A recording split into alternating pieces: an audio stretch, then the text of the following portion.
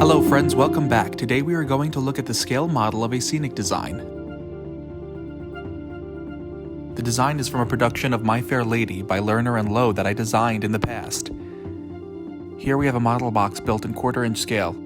It is a scale representation of an actual theater. Every quarter-inch equals 1 foot in full scale.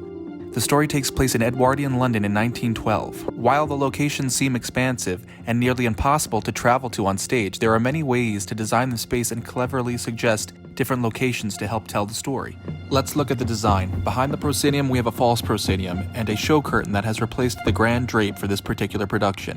The painted drop hides the stage from the audience before the show begins. The curtain rises at the start of the piece and we find ourselves in a limbo space made of several borders and a stylized backdrop. From there, set pieces glide into view at different configurations to create different locations and proportions.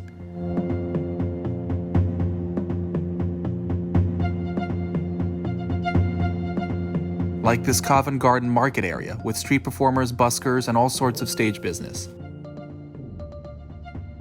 Or shown here as Higgins' study, which is where a large portion of the musical takes place. The back wall tracks in at 2 parts meeting up center while furniture is moved into place downstage by maids and butlers, played by performers.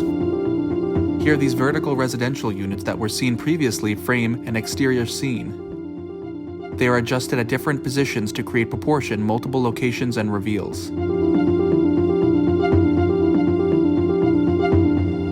For a dynamic change in composition, we've emptied the stage and flown in these decorative pieces of millwork for scenes like the Ascot racetrack.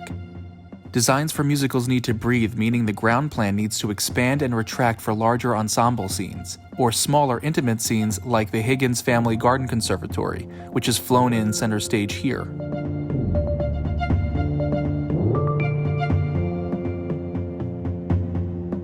What are some things you've noticed about each scene we've looked at?